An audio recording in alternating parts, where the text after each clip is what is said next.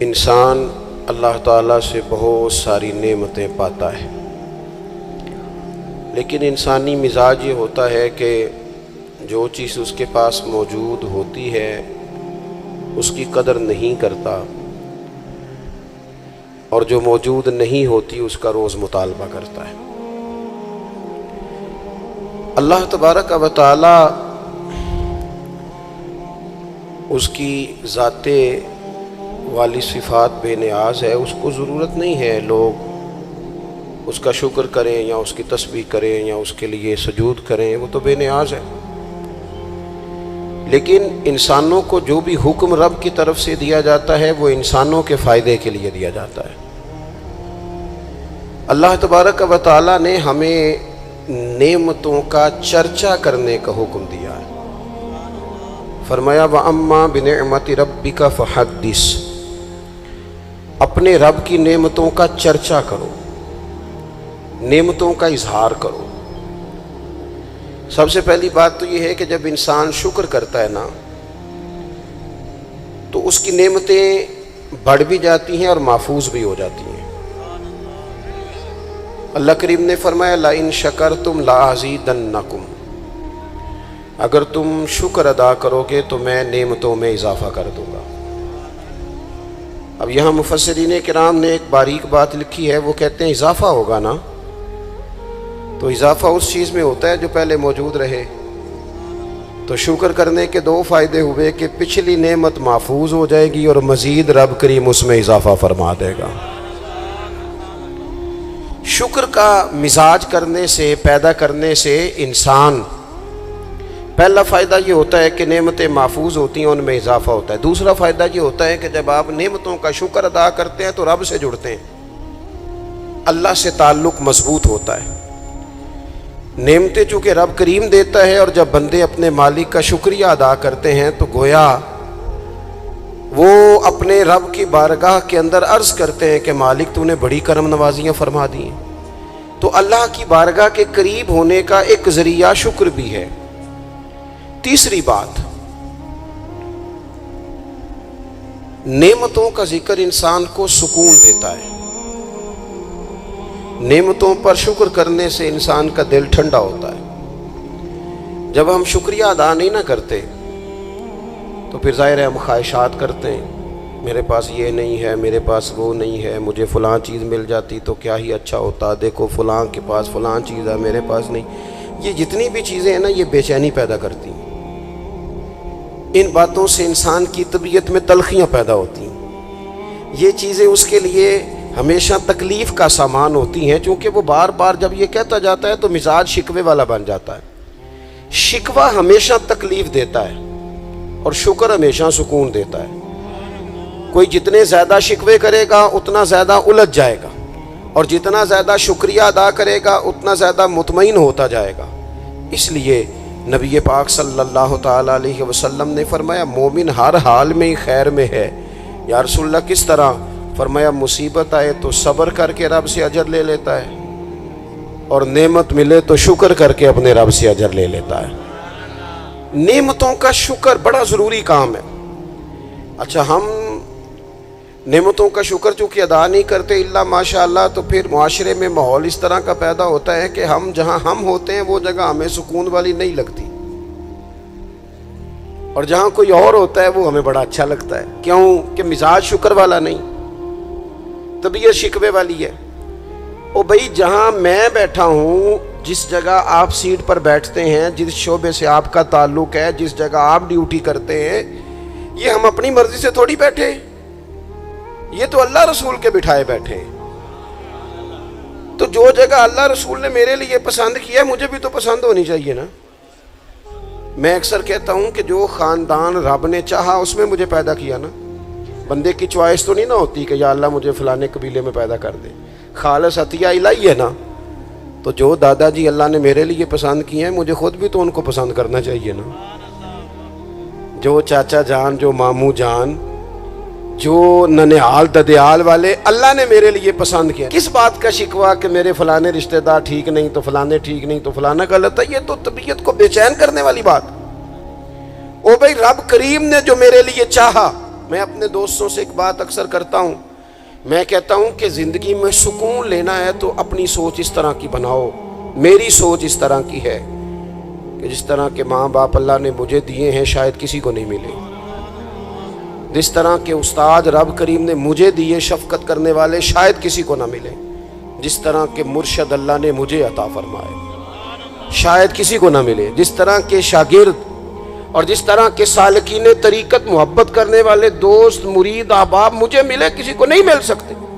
آپ اپنی زندگی میں یہ مزاج پیدا کریں گے، چیزیں شکر لاتی ہیں زندگی میں، یہ شکر لاتی ہیں. اللہ کی جتنی بھی نعمتیں ہیں، جتنی بھی نعمتیں، دیکھیں نا حضرت سعدی شیرازی کوئی جوتا اٹھا کے لے گیا تھا مسجد سے، تو جوتا اٹھانے والے تو اٹھا ہی لیتے ہیں، اور موبائل لے جانے والے بھی موبائل، لیکن موبائل لے کے جا سکتے ہیں، تعلقات نہیں لے کے جا سکتے. موبائل لے کے جا سکتے ہیں، آپ کی آواز چھین کے نہیں لے جا سکتے. وہ غلط فہمی کا شکار ہوتے ہیں کہ ایک چیز ہم نے لے لی، بھئی بہت ساری چیزیں آپ کی رسائی نہیں ہے، آپ جا ہی نہیں سکتے وہاں تک. بھائی حضرت سعدی شیرازی کا نا کوئی جوتا اٹھا کے لے گیا مسجد سے، تو آپ کا خادم کہنے لگا بڑا ہی بھائی کوئی نالائق آدمی ہے جو حضرت شیخ کا جوتا اٹھا کے لے گیا. تو حضرت ہنس پڑے، کہنے لگے جوتا ہی لے گیا نا، کہیں پیر تو نہیں نہ لے کے گیا؟ پیر سلامت ہے تو اللہ تعالیٰ جوتا اور بھی عطا کرے گا. ہم نا یہ مزاج پیدا کر لیں تو زندگی میں شکر آ جائے، ٹھہراؤ آ جائے، سکون آ جائے. اللہ کی جتنی نعمتیں ہمارے پاس ہیں کبھی ایک ایک پہ غور کرو. صرف دانت میں درد ہو جائے تو سارا وجود تکلیف میں، صرف آنکھیں اگر تھوڑی اذیت میں آ جائے تو سارا وجود تکلیف میں. ایک بخار ہی چڑھ جاتا ہے نا، بچوں کو بھی بندہ قریب نہیں آنے دیتا، کوئی چیز اچھی نہیں لگتی. آپ کے پاس صحت ہے تو سب کچھ ہے، گھر، بچے، صحت، تندرستی. اور دنیا کی سب سے بڑی نعمت یہ ہے کہ رب صحت دے تو سجدے کی توفیق بھی دے. اللہ تعالیٰ شعور دے تو پھر مسجد آنے کا موقع بھی دے. یہ بہت بڑی مالک کی توفیق ہے. میرے عزیز یہ ساری نعمتیں ہیں، اور صحیح بخاری میں موجود ہے کہ رسول پاک علیہ السلام بھی اللہ کی نعمت ہے. لقد من اللہ علی المؤمنین اذ بعث فیہم رسولا. رب فرماتا ہے مومنو میں نے تمہارے اوپر احسان کیا ہے، تمہیں اپنا رسول عطا فرمایا ہے. میں نہیں کرتا کوئی تفسیر اس آیت کی، میں کسی مفسر کا قول آپ کے سامنے نہیں رکھتا. خدا را میری ملت کے جوانوں، یہ قرآن مجید کی آیت محکم ہے، کوئی متشابہات میں سے نہیں ہے، محکم ہے، واضح ہے. پورے میلاد شریف میں پورے حضور علیہ السلام کی محبت کے عنوان میں، نبی پاک کی سیرت کے عنوان میں، غلامی کے عنوان میں، تذکروں کے عنوان میں، حضور کی نعتوں کے عنوان میں، حضور کی سنت شریعت پر عمل کرنے کے عنوان میں ایک بات، صرف ایک، کہ کائنات کا پیدا کرنے والا رب کہتا ہے یہ رسول تم پر میرا احسان ہے. اللہ کہتا ہے یہ میرا احسان ہے، یہ میرا احسان ہے. دوستو اگر ہم تھوڑا سا دیکھو نا، میں نے زندگی میں وہ لوگ دیکھے ہیں جو نا نعمتوں کے چھن جانے سے خوف میں رہتے ہیں، آزمائش کا شکار رہتے ہیں، ڈرے ڈرے سہمے سہمے رہتے ہیں کہ یار بڑا فضل ہے خدا کا، کہیں کوئی چیز چھن نہ جائے. یعنی کسی بیمار کو دیکھ کے جب کوئی آدمی کانپتا ہے، لرزتا ہے اس کا وجود، تو مانا کیا ہوتا ہے کہیں میری صحت بھی نہ چلی جائے. جب کوئی دنیا سے رخصت ہوتا ہے تو لوگ زندگی کی نعمت کو سوچ کر خوف کھاتے ہیں. خدا نہ خواستہ کسی کا عزیز بچھڑ جائے تو لوگ اپنوں کو یاد کر کر کے روتے ہیں. نعمتوں کے بارے میں کچھ لوگ بڑے شدید حساس ہو جاتے ہیں، کہیں چلی نہ جائے، کہیں چلی نہ جائے. یہ جو صحابہ ہر وقت حضور کی ناراضگی سے ڈرتے تھے نا، ہر وقت حضور کی ناراضگی سے ذرا سانس بھی اونچا نہیں لیتے تھے. یعنی اس بارگاہ میں وہ بیٹھتے تھے نا تو یوں بیٹھتے تھے سروں پہ پرندے بیٹھے ہیں. وہ گھنٹوں بیٹھے رہتے تھے دروازے پر کریم کے دروازے پر دستک نہیں دیتے تھے. وہ اس نعمت کے معاملے میں حساس تھے. ان کو پتا تھا کہ وہ دو عالم کی رحمت تھے، وہ جہاں چاہتے وہیں رہتے، یہ تو ان کی مہربانی ہے کہ یہ عالم پسند آیا، یہ تو مہربانی۔ دوستو، ہم اگر حضور اتنی بڑی نعمت ہمارے لیے بن کے آئے، اگر ہمیں کبھی اس کا احساس نصیب ہو جائے نا، احساس۔ ابن القیم ایک جگہ پہ کہتے ہیں کہ اگر حضور نہ آتے تو لوگوں نے ایک دوسرے کا گوشت کاٹ کے کھانا تھا۔ دنیا جس ڈگر پہ چلی گئی تھی نا، کتنا کو سخت ہوگا وہ شخص جو بیٹی کو پہلے مارتا ہی نہیں، ایک ہے مار کے دفن کر دینا، لیکن زندہ بیٹی کو یعنی زندہ بیٹی کو۔ میری ایک بیٹی ہے، سارے گھر والے کوئی بات کہیں تو میں ٹال سکتا ہوں، ان کی ماں کبھی کبھی کہتی ہے کہ ہوں پتہ لگے گا نا جدو تھی دی گل موڑو گے۔ تو میں نے کوئی پی ایچ ڈی تو نہیں کی بیٹیوں کے حقوق پہ، میں کوئی اس پر ایم فل کا مقالہ تو نہیں لے کے آیا، میں نے کوئی ریسرچ تو نہیں کی کہ بیٹی سے پیار کرنا چاہیے، میں نے کوئی دیکھا تو نہیں کلیجہ پھاڑ کے کہ بیٹی کے دل میں میرے لیے پیار کتنا، یہ دیکھا تو نہیں۔ لیکن یہ اتنا پیار کہاں سے آیا؟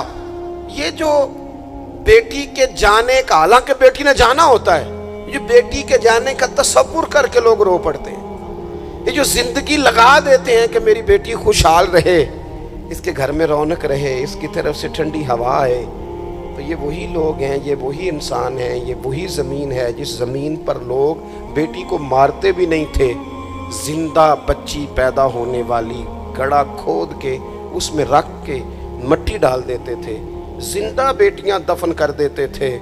رب کہتا ہے میں نے احسان کیا تم پہ، میں نے احسان کیا، کیا؟ میں نے تمہیں اپنا رسول دیا۔ لقد من اللہ علی المؤمنین اذ بعث فیہم رسولا، میں نے تمہیں رسول دیا، اس رسول نے نا تمہیں کر کے دکھایا کہ بیٹی کے ساتھ کیا کرنا ہے۔ جب بھی سیدہ فاطمہ آئی حضور اٹھ کے کھڑے ہو گئے، بیٹی کا ماتھا چوما، اپنی جگہ پہ بٹھایا، اعزاز دیا، کرم کیا۔ کسی کافر کی بیٹی بھی آ گئی تو رسول کریم نے چادر اتار کے بیٹی کے سر کو ڈھانپ دیا۔ رسول پاک کے گھر میں بہن آ گئی، رضائی بہن، تو محبوب نے ساری ازواج سے کہا جو تمہارے گھروں میں اکٹھا کر کے لے آؤ، جو ہے لاؤ سارا اکٹھا کر کے، اس لیے کہ میری بہن آئی ہے۔ پھر میرے کریم نے فرمایا اگر تو کہے تو تیرے لیے مدینے میں گھر نہ بنا دوں، تو یہیں رہ جانا، یہیں رہ جا۔ تو حضرت شیمہ عرض کرنے لگی نہیں حضور میں نے واپس جانا ہے۔ فرمایا جاؤ۔ عرض کرنے لگی بڑی سخت جنگ کر کے میرے قبیلے کو گرفتار کیا گیا ہے، سخت جنگجو ہیں، انہوں نے بڑی لڑائی کی ہے، بڑی مخالفت کی ہے دین کی، لیکن حضور اگر میں کہوں گی میں آپ کی رضائی بہن ہوں، میں اگر کہوں گی تو میرا سارا قبیلہ چھوڑ دیں گے؟ حضور نے فرمایا تو کہہ میں ابھی چھوڑ دیتا ہوں۔ چھوڑ دیا تیرا سارا۔ یہ کہاں سے آئی لطافتیں، یہ حسن، یہ توانائی، یہ شوق؟ مالک کہتا ہے تم نہیں بدل سکتے تھے، یہ میں نے احسان کیا، میں نے تمہیں اپنا رسول عطا فرمایا، تمہیں میں نے اپنا نبی دیا، اس نے تمہارا تزکیہ کر دیا، تمہارا باطن دھو ڈالا، میل کچیل اتر گئے۔ کما ارسلنا فیکم رسولا منکم یتلو علیکم آیاتنا ویزکیکم، انہوں نے قرآن پڑھ پڑھ کے تمہارا تزکیہ کر دیا، باطن دھو ڈالے۔ یہ محبتیں سینہ بسینہ آ رہی ہیں۔ حضور نے ایسا تزکیہ کیا ہے کہ اب دلوں میں شوق اور طرح کے ہیں، درد اور طرح کے ہیں، باتیں اور طرح کی۔ غلام بڑا مشکل کام ہے، غلام بننا۔ یہاں تو ملازمت مشکل ہے، جس کے ساتھ آپ نے باقاعدہ کمٹمنٹ کی ہوتی ہے نا، صبح 8 بجے سے 4 بجے تک کی، اور آپ کی چیزیں طے ہوتی ہیں، وہاں بھی ڈیوٹی کرنا بڑا لوگ مشکل کر دیتے ہیں۔ بعض افسران کی اخلاقی پوزیشن اللہ ماشاءاللہ اس طرح بڑے بڑے اچھے بھی ہوتے ہیں، لیکن بعض کی اس طرح کی ہوتی ہے کہ بندہ گھٹن کا شکار ہو جاتا ہے کہ جاؤں کہاں۔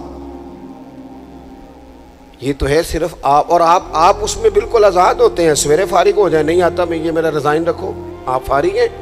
لیکن جب لوگ غلام بنتے تھے، غلام انہیں خرید لیا جاتا تھا، اور غلاموں کو مارا جاتا تھا تو کوئی ان کا درد محسوس نہیں کرتا تھا، وہ کاٹ ڈالا جاتا تھا تو کوئی درد محسوس نہیں کرتا تھا، درے لے کر جتنے دل کرتا آقا مارتا، کو پوچھنے والا نہیں تھا۔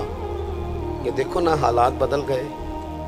سیلاب تو آیا یہاں سے 5 گھنٹے کے فاصلے پر، لیکن یہاں میں نے لوگوں کو روتے دیکھا، آنکھوں میں آنسو دیکھے، بیٹیوں کو کہا، بیٹیاں کہنے لگیں ہمارے جہیز کا سامان لے جاؤ، دے دو سیلاب والوں، مائیں کہنے لگیں کہ یہ بالیاں کس کام کی ہیں اگر حضور کی امت کے کام نہ آئیں، لے لو، میں نے خیرات کی۔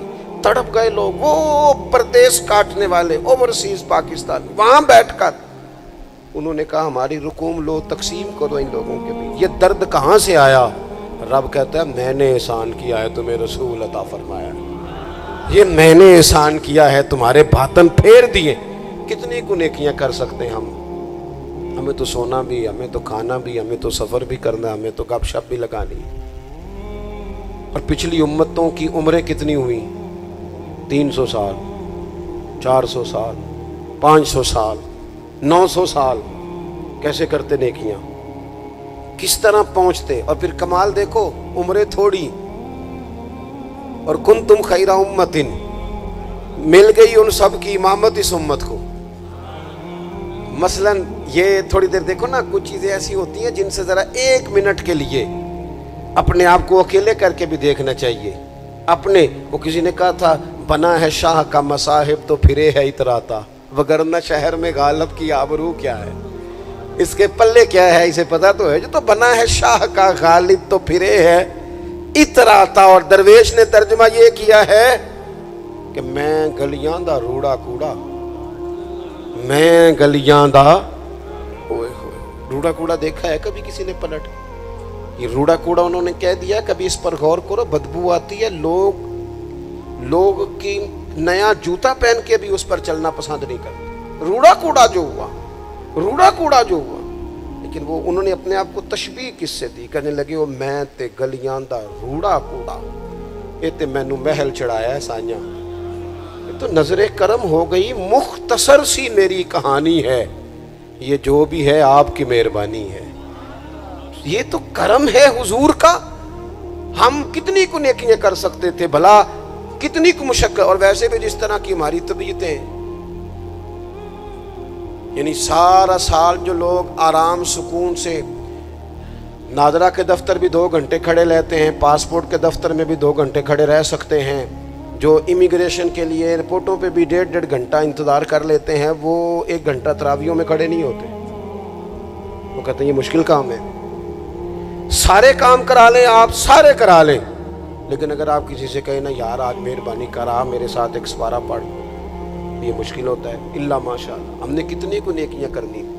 رب کہتا ہے میں نے احسان کر دیا، تمہیں رسول دیے، میں نے تمہیں رسول دیے۔ تم نیکی کا سوچ لینا مخلص ہو کے، ہم سوچ بھی لیں تو ہمیں ثواب مل جاتا ہے، اور اگر کر لیں تو پھر 1 کرتے ہیں تو 10 کا اجر ملتا ہے۔ یعنی کچھ نیکیاں ایسی ہیں جو کی نہیں، صرف سوچی تھی، ارادہ کیا تھا، موقع نہیں ملا، صرف ارادہ کیا تھا، قیامت کے دن ان کا اجر ملے گا، ڈھیروں ثواب ملے گا، نامہ اعمال میں درج ہوں گی۔ کس کی وجہ سے؟ رب کہتا ہے میں نے تمہارے اوپر احسان کیا ہے، میں نے تمہیں رسول عطا فرمایا، میں نے۔ کچھ حدیثیں ایسی ہیں جو اگر کبھی ہمیں سمجھ میں آ جائے نا تو کم از کم اتنا ضرور ہو کہ زمین کے اوپر قدم رکھنے شروع کر دیں ہم لوگ کہ یار یہ اعزاز ہمارا ہی ہے، یہ شان ہماری ہے۔ نبی کریم صلی اللہ تعالیٰ علیہ وآلہ وسلم کی برکت سے ہمیں اعزاز کا ملا۔ کچھ چیزیں ایسی ہیں جو کبھی سوچتا ہے نا انسان تو بڑا اوپر چلا جاتا ہے۔ حضور فرماتے ہیں قیامت کے دن نا کچھ لوگ ہوں گے میری امت کے جنہیں دیکھ کے نبی اور رسول رشک کریں گے، ان کے چہرے نور سے روشن ہوں گے، وہ نور کے ممبروں پہ بٹھائے جائیں گے۔ لوگ پوچھیں گے یہ کون ہے؟ تو انہیں کہا جائے گا یہ رسول کریم کی امت کے لوگ ہیں۔ اور پھر حضور نے ساتھ آیت پڑھی، آیت الا ان اولیاء اللہ لا خوف علیہم ولا هم یحزنون۔ باعث فخر لوگ ہیں یہ، باعث فخر۔ تو عبادتیں تو پہلے امتوں کے ولیوں کی زیادہ ہیں، رشک ان پر کیوں ہو رہا ہے؟ وہ اس لیے کہ رب کہتا ہے میں نے احسان کیا ہے تمہیں رسول عطا فرمایا، میں نے احسان کیا ہے تمہیں رسول۔ اب مجھے بتائیں، ہر نعمت کا شکر ادا کرنا ہے، اور یہ جو نعمت اللہ نے ہمیں دی ہے نبی پاک کا غلام بنایا ہے۔ اچھا میں آپ سے نا کسی کی بات نہیں کرتا. ایک مثال میں آپ کو ذاتی دیتا ہوں. میں آج ہی سوچ رہا تھا, مجھے نا بہت سارے لوگوں نے دیکھا ہوتا ہے کیمرے کی آنکھ سے. کسی نے یوٹیوب پہ دیکھ لیا, ٹی وی پہ دیکھ لیا, کسی اور جگہ دیکھ لیا. تو انسان کا نا ایک مزاج ہوتا ہے کہ جس چیز کو وہ کبھی کسی دیوار کے پردے کے پیچھے دیکھتا رہا ہے, وہ اچانک سامنے آ جائے تو کئی دفعہ بندہ پریشان بھی ہو جاتا ہے. کبھی کبھی بندہ پریشان بھی ہو جاتا ہے. میں نا, اتفاق کی بات ہے, میری زندگی کچھ زیادہ مصروف ہے. ایک دوست ایسے تھے جو مجھے نا کچھ 3-4 سال سے کہہ رہے تھے ٹائم دے دیں, ٹائم دے دیں. اور وہ ٹائم لینا چاہ رہے تھے. اپنے ان کے والد جو تھے وہ تھوڑے سے معذور تھے, تو کہہ رہے ابا جی کی بڑی خواہش ہے. کسی وجہ سے ٹائم بنتا نہیں تھا. سال 2-3 گزر گئے, بالآخر وقت بن گیا. میں ان کے گھر گیا محفل پہ. اب وہ مجھے اچانک دیکھ کے نا, تو حالت ان کی اس طرح کی ہو گئی کہ وہ جو کچھ بھی گھر میں موجود تھا نا, جو بھی, یعنی جو سالن کل کا پکا تھا وہ بھی لے آئے, وہ اٹھا, اچار بھی لے آئے. اب میں ان کی کیفیت دیکھ رہا ہوں. کچھ امیر لوگ بھی بڑا پیار کرتے ہیں, لیکن بعض اوقات غریبوں میں جذبات ذرا زیادہ ہوتے ہیں. کچھ غریبی تھی, کچھ وہ جذبات تھے, کچھ وہ شوق تھا, کچھ وہ درد تھا, کچھ وہ سمجھ نہیں آ رہی. تو میں نے ان کو تسلی دی. میں نے کہا بزرگوں آپ بلا وجہ پریشان ہو گئے, میں تو دیہاتی سا چھوٹا سا کسان کا بیٹا ہوں, سادہ سا بندہ ہوں. میرے لیے تو آپ نے, ویسے آپ نے ٹی وی پہ دیکھا ہے تو آپ کو وہ تھوڑا عجیب لگ رہا ہے, ویسے آپ مطمئن رہیں, ایسی کوئی بات نہیں ہے. ان بزرگوں نے مجھے کہا کہ مولانا میں آپ کو 3-4-5 سالوں سے سن رہا ہوں, آپ کو میری کیفیت کا نہیں پتا. میرے پاس کوئی بھی چیز ہوتی تو آج بیچ دیتا, اور جتنی بھی اچھی آپ کی دعوت ہو سکتی تھی وہ میں کرتا. میں بزرگوں کی بات اپنے لہجے میں وہ کہہ رہے تھے, میں ان کی بات پر غور کرنے لگ گیا, اور میں نے دیر تک ان کی بات پر غور کیا. میں نے کہا میں بالکل کسی کام کا آدمی نہیں, بیکار آدمی ہوں. مجھے پتہ ہے اپنے آپ کا, من آنم کے من دانم. تو میرے لیے اگر کسی بندے کے یہ جذبات ایک بیکار آدمی کے لیے, تو پھر مدینے والے محبوب کے میلاد کے لیے ہمارے کیا جذبات ہونے چاہیے. وہ خواجہ غلام فرید صاحب نے نا ایک کافی لکھی ہے, مجھے ساری تو یاد نہیں, لیکن وہ کہتے ہیں کہ ایک باری لانگا تو میری جات ہے. پھر وہ اس میں بڑی باتیں گنواتے ہیں. وہ کہتے ہیں میں حضرت زلیخا تو 2 جوڑے دیتی تھی نا سیدنا یوسف علیہ السلام کو دن میں, ایک وہ پہن لیتے تھے, اترتا تھا تو وہ خیرات کر دیتی تھی, پھر دوسرا پیش کرتی تھی, وہ اترتا تھا خیرات کر دیتی. کہتے حضور اگر آپ آئیں تو میں ایک دن میں 100 پیش کروں گا. اور ساتھ کہتے ہیں کہ گھر میں غریب ہاں دل تے امیر ہے. حضور میں مزاج کے لحاظ سے غریب ہوں. پھر وہ بڑی باتیں گنواتے ہیں. کہتے ہیں حضور میں نا آپ کے لیے جو ہے پھول رکھوں گا, یا رسول اللہ میں آپ کے لیے مصری لاؤں گا, حضور میں آپ کو سونف پیش کروں گا, حضور میں مل مل کے کرتے دوں گا, یہاں پگڑیاں بڑی پیاری بنتی ہیں, میں وہ پگڑیاں پیش کروں گا. پھر کہتے ہیں آخر میں حضور اگر آپ آ جائیں نا تو پھر میں اپنے گلے میں پلڑا ڈال کے منت بھی کروں گا کہ مہربانی فرما ایک رات ہی میرے گھر میں ٹھہر جا, ہاڑا وے جانی رات رہ پاؤ, زندگی پرائی ہے محبوب چل ایک دن ٹھہر جا. میں اب یہ شوق کی کیفیت دیکھیں, یہ درد ہے, یہ ایک تمثیل ہے, یہ ایک حسن ہے, اس کو آپ سمجھیں.